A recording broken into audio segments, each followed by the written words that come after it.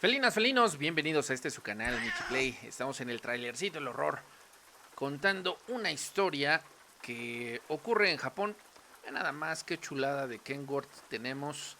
Es el Kenworth W900, así que vámonos felinos. La lluvia hoy es muy ligera, hoy no tenemos gran problema con esto, así que me voy a dar el lujo incluso de bajar la ventanilla un poquito. Voy a quitar para no estorbar. Y vámonos. Son las 7:46 de la noche. Así que pronto oscurecerá. Creo que ya libramos la salida. Y bueno, para ponerlos en contexto, queridos felinos, la historia de hoy nos manda hasta el centro de Japón, por ahí en una ciudad llamada Chikuhoku, que en lo personal es mi ciudad favorita. Es una ciudad que está rayando entre lo urbano y lo rural en Japón. Tiene varias estaciones de tren, pero realmente no importa, sino que estas estaciones están apartadas una de la otra y tiene acceso a bosques preciosos, felinos. Esta ciudad me encanta por eso, porque es una ciudad en la que podrías incluso irte al cerrito, a la montaña, a acampar un poco. Estás muy en contacto con la naturaleza, y yo creo que por eso precisamente se dio aquí ese contacto con este ser, espiritualmente hablando, bastante perverso. La historia de hoy se llama El demonio de los bosques.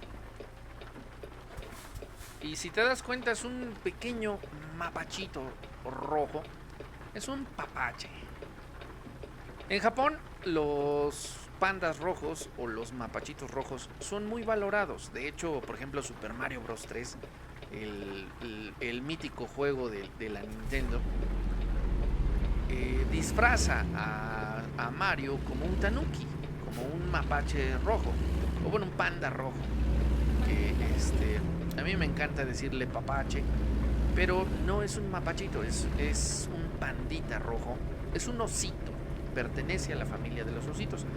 Y bueno, por lo tanto, hay de estos panditas rojos bastante grandecitos. No es exclusivo de Japón, también en China hay de este tipo de pandas. De hecho, la película de Disney, la de Red, es precisamente un panda rojo. Y estos pandas siempre han estado relacionados en la cultura asiática, siempre han estado relacionados a lo espiritual. Por ejemplo, en la película de Red, tú puedes ver que es la fuerza interior de la protagonista o de su familia la que está en comunidad con estos mapaches, con estos panditas rojos.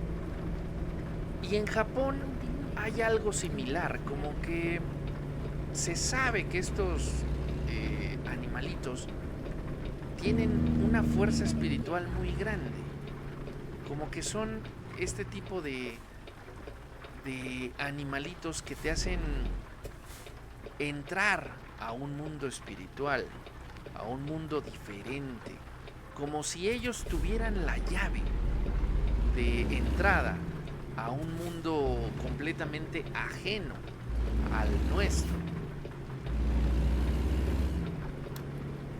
A lo largo de la historia en Japón se han encontrado distintos panditas rojos relacionados a gente que está muy compenetrada con lo espiritual. Si en Europa o en Estados Unidos relacionamos a una bruja con un gato negro, en Japón se relaciona a estas personas de índole espiritual con este tipo de panditas, con este tipo de animalitos. No es casualidad que uno de estos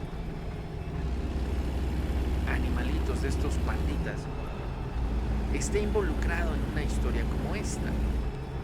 La historia nos marca que era el año, o corría el año de 1919-1920, casi el 20.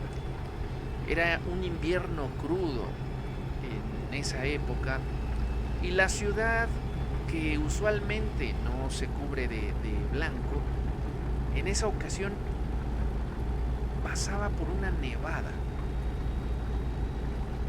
Nevada que muchos niños se alegraron de tener.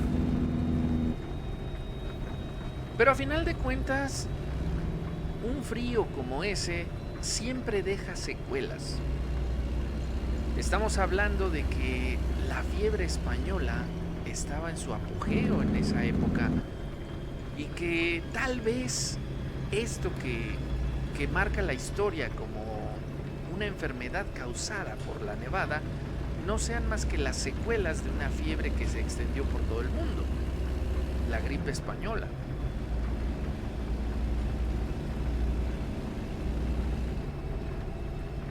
Pues en resumidas cuentas, sea por frío o sea por la fiebre que provenía de Europa, en esta ciudad murió mucha gente, sobre todo mujeres adultas. Y se decía que la ciudad estaba maldita. Estaba así porque técnicamente muchos niños se quedaron huérfanos, muchos esposos se quedaron sin sus mujeres, y criar a niños jóvenes se volvía una tarea dura porque solo fallecieron mujeres, como si algo hubiera dicho que en ese lugar ya no se podía reproducir la gente, como si alguien hubiese arrancado la capacidad de ser madre a toda una ciudad.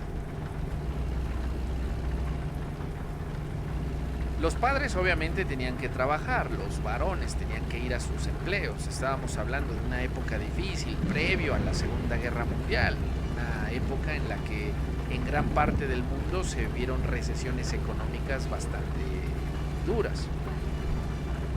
Y los padres varones dejaban a sus hijos solos porque no tenían el tiempo. Ellos entraban a trabajar a las 7 y la escuela era a las 8. Entonces, ¿qué se podía hacer? Más que aguantar.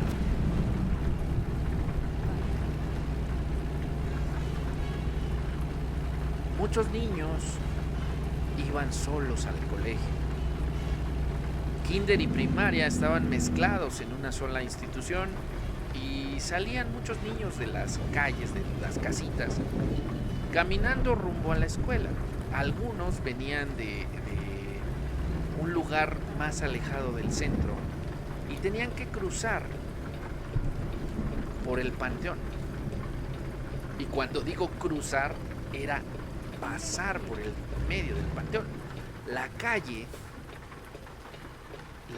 en esa ciudad te hacía ir a la mitad de un cementerio. Obviamente muchos niños ya estaban acostumbrados para esa época, ya se sabía que bueno, en el cementerio descansaban las personas en paz y no había mucho que decir al respecto, es decir, no les daba miedo, les daba más un estilo de tristeza, porque algunos niños le hablaban a sus madres al estar ahí. Y a veces también era parte de la alegría, puesto que algunos niños iban contentos a la escuela porque pasaban a saludar a sus madres, mujeres que quedaron sepultadas en ese lugar. Era común ver niños cargando esas mochilitas que parecían un cinturón, amarrando libros, con esos chorcitos que los uniformes escolares marcaban, sin importar si hacía frío o calor. Y verlos contentos yendo al colegio, deteniéndose en alguna tumba para decirle: mamá, voy a mi escuela por esto, hoy hice aquello, la maestra me felicitó por mi trabajo, o simplemente: mamá, hoy es mi cumpleaños. Imagínate el dolor y la tristeza de un niño al visitar a su madre en esas circunstancias y decirle que está bien.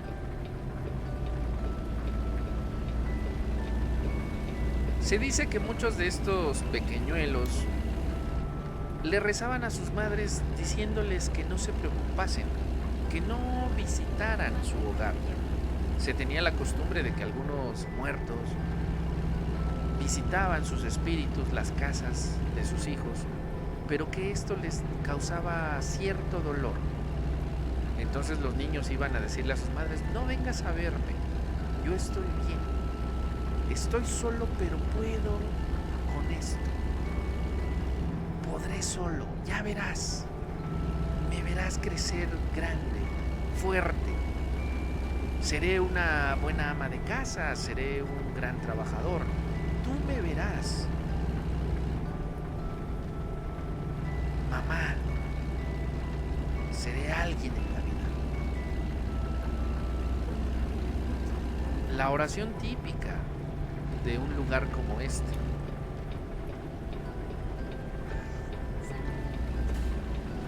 Muchos niños, después de ver a sus madres en los cementerios, se enfilaban rumbo a la escuela.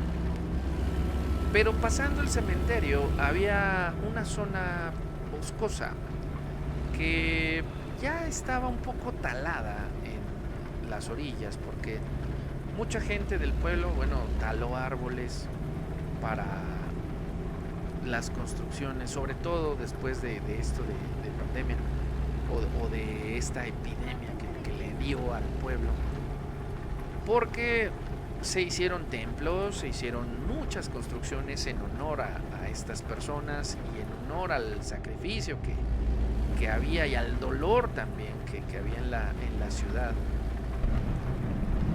Y muchos de estos edificios, pues eran parte del folclore e hicieron que la parte boscosa no pegara tan de lleno cerca del camino, cerca de la carretera, sino que está un poquito apartado.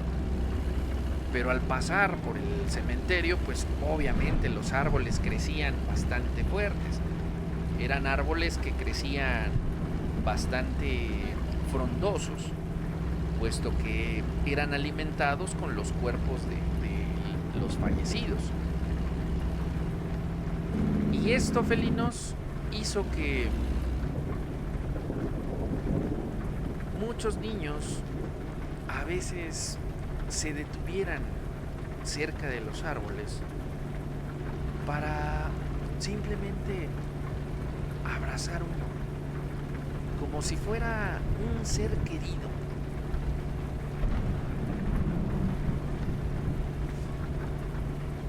En una ocasión, se dice que un niño que caminaba por el lugar se detuvo a hacer este acto de abrazar a un árbol.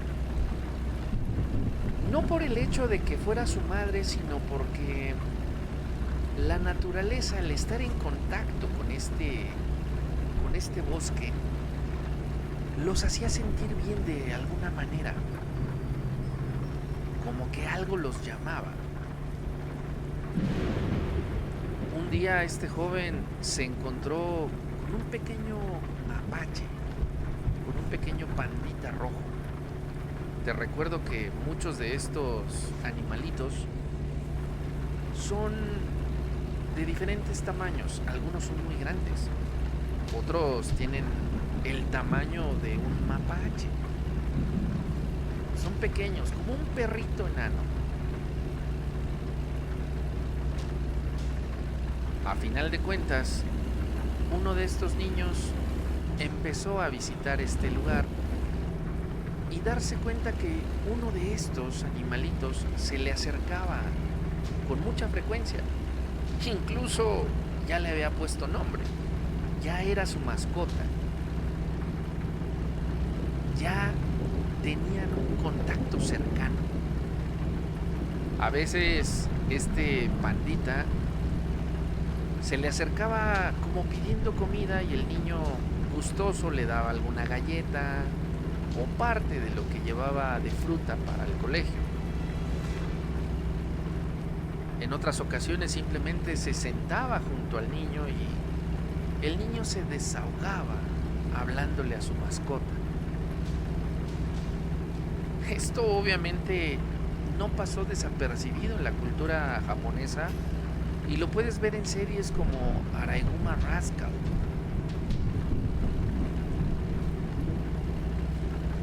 Sin embargo, la leyenda dice que este pequeño animalito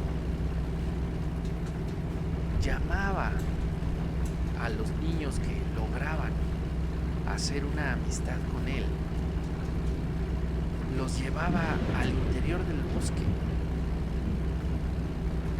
y jamás regresaban.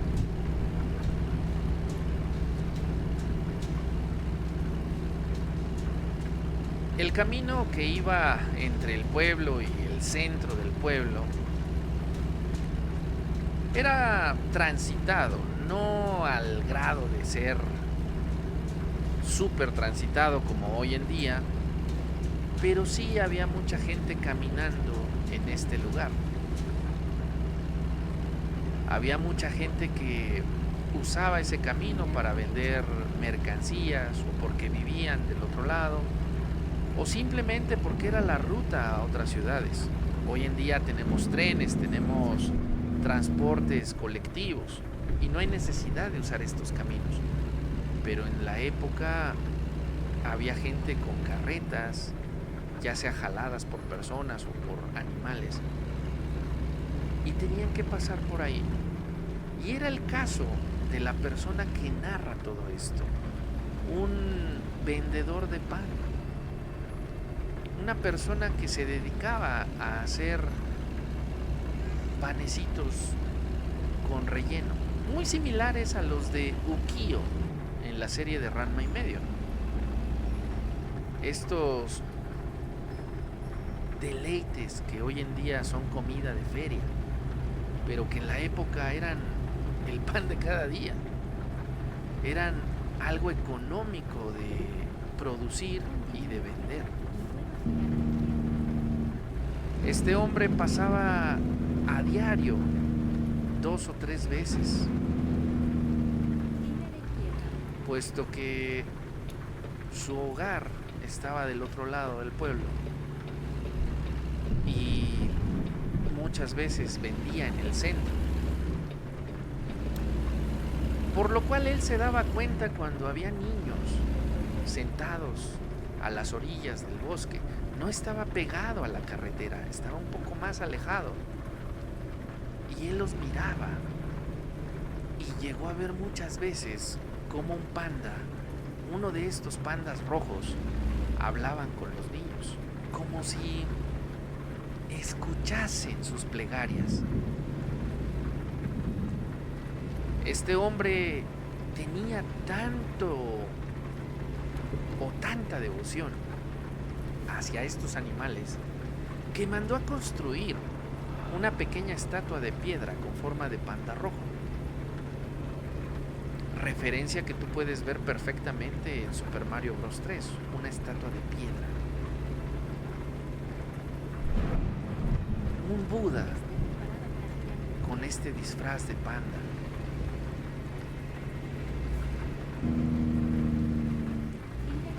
Él pensaba que estos pandas le daban felicidad a los niños, le daban esa paz que sus corazones necesitaban.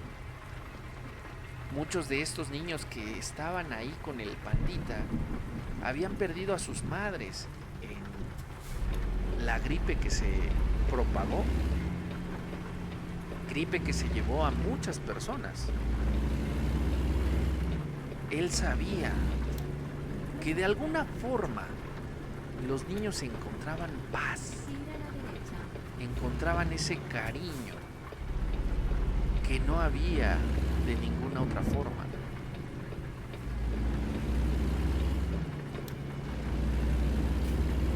Agradecido, este hombre colocó la estatua muy cerca de este lugar donde el panda hacía sus apariciones.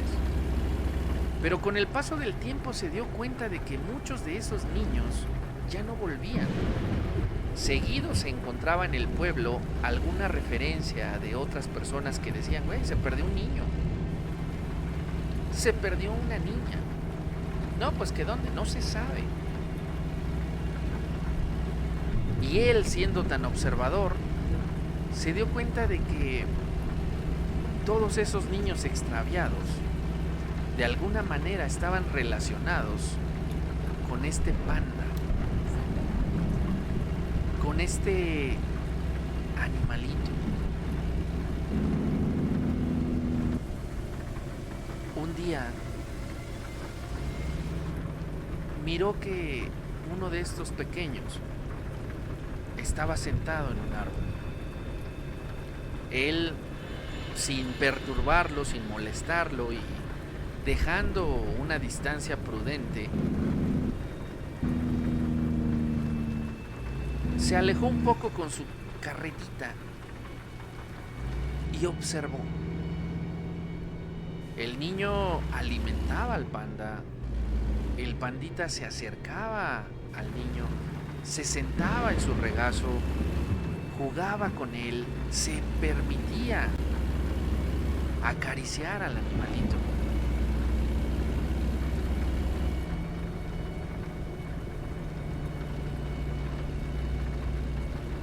De pronto y sin aviso, el niño se levantó.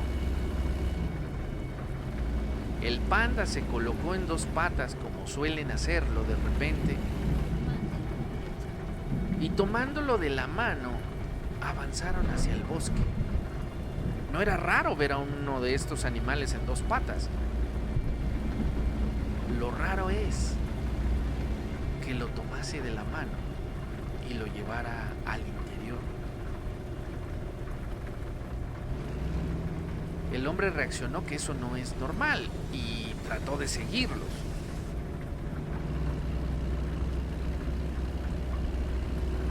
Cuando los descubre más al interior,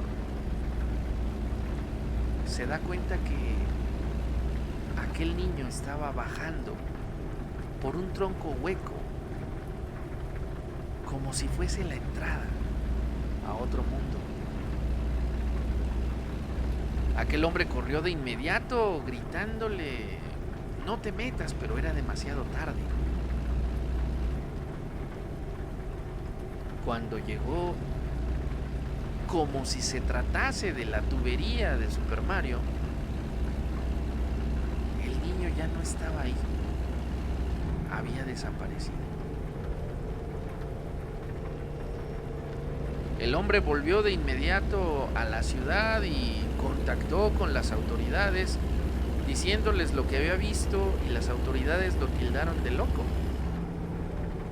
Peor aún, pasaron días y nadie reportó a un niño desaparecido.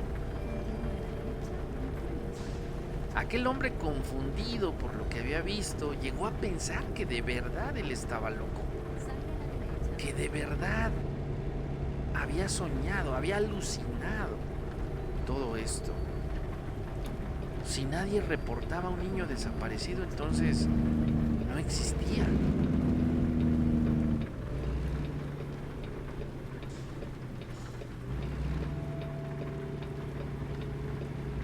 Pasaron las semanas y estas se convirtieron en meses. Y un día miró a un chico hablando con el panda. Y esta vez no decidió observar, decidió ir. Cuando este hombre se acercó, el panda salió huyendo. Y el niño, desconcertado, le reclamó: señor, usted espantó a mi mascota. El hombre le dijo: ¿hablas con esa mascota? Preguntando como si ya supiera que el niño le fuera a dar una respuesta afirmativa. Como si solo fuera para comprobar. El niño, en su inocencia, le dijo que sí, que hablaba con el panda, que le contaba sobre su familia, sobre su madre difunta, pero que esta vez él estaba contándole sobre su amigo que meses atrás había desaparecido y que lo extrañaba mucho. El hombre le preguntó: ¿cómo era tu amigo? Y el niño le empezó a dar todas las señales del cómo era, y se dio cuenta de que era el mismo que había visto antes. Llegó a la conclusión, tras hablar varios minutos con este niño, llegó a la conclusión de que el niño estaba pidiéndole informes al pandita sobre dónde poder encontrar a su amigo. Y la sorpresa fue que el panda nunca iba a responder. El niño no esperaba una respuesta del panda. Simplemente el niño dijo: yo siento que él sabe dónde está. Quiero ver a mi amigo. El hombre ya sabía lo que iba a pasar, sabía que iba a desaparecer, así que tomó al niño de la mano y lo llevó hasta su casa, donde su padre obviamente no se encontraba.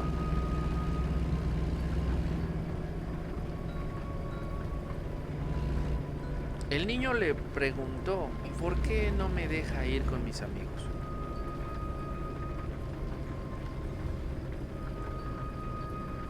Y entre lágrimas le dijo que su mejor amigo, el niño desaparecido, no tenía ni papá ni mamá. Vivía con un anciano que murió de pronto y nunca pudo saber qué hacer, por lo cual solo le quedaba esto. Ya ni siquiera iba a la escuela, ya solo se veían afuera. Era un vagabundo ya.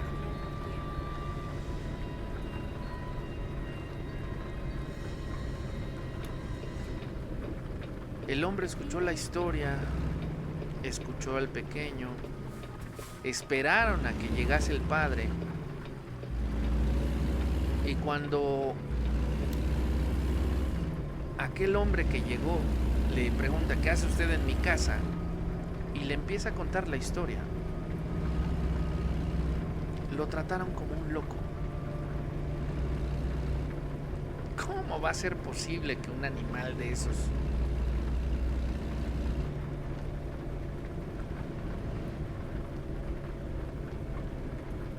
aquel panadero simplemente le dijo: bueno, yo avisé.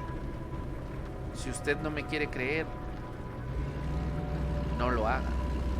Pero la advertencia ahí está. Su hijo podría estar en peligro y usted no quiere entenderlo.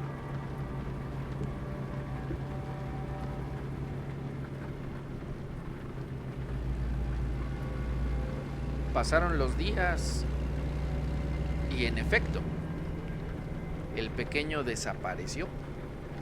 Se perdió.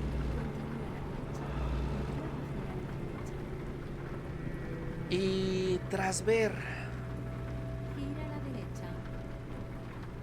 que su hijo había sido o se había extraviado, aquel hombre fue de inmediato con las autoridades y les dijo que días antes este hombre estaba en su casa, que lo había sorprendido adentro. Esté preparado para girar a la izquierda. La policía fue de inmediato a buscarlo. Gira a la izquierda. Muchas personas se percataron de que este hombre cruzaba por esa calle.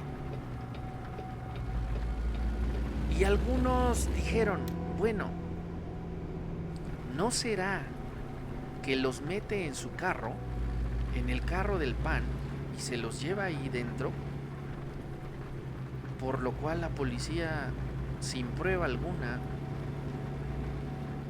lo declaró culpable. En esa época, más de 30 niños se perdieron y el culpable fue un humilde panadero que creyeron loco, que usaba la excusa de un panda rojo para llevarse a los niños. Se acabó.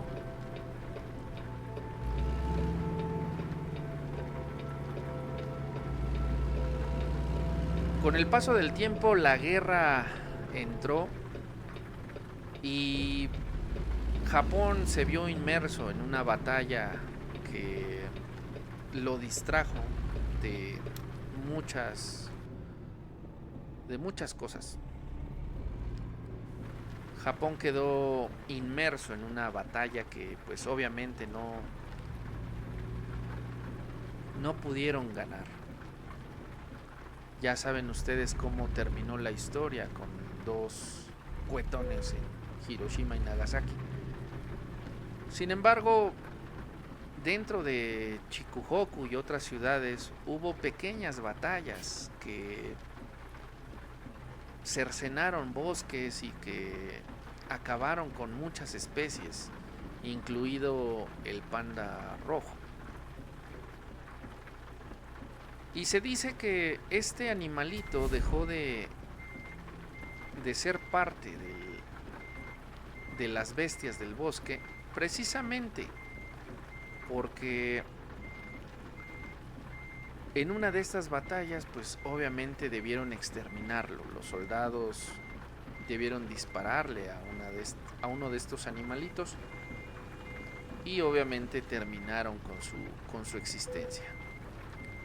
Así que felinas, felinos, yo creo que la historia del pandita terminó por ahí de la década de los años 30. Una década en la que pues la guerra terminó con muchas especies y estas especies endémicas pues obviamente ya no pudieron reponerse. Te repito, se dice que muchos de estos animalitos murieron y ahora por esta razón pues los pandas son mucho más valorados porque son una especie que ya no está tan florida como antes, ya no está tan presente en Japón, pero no deja de ser parte de la cultura oriental, así que sigue permaneciendo y sigue en calma dentro de estas calles. Y bueno, pues mi querido felino, vamos a dejarla por aquí el día de hoy. Si te ha gustado esta historia del terror, pues simplemente deja tu pulgarcito arriba. Te invito a que te suscribas para más historias como esta y nos vemos en el próximo video. Mata Nefeli.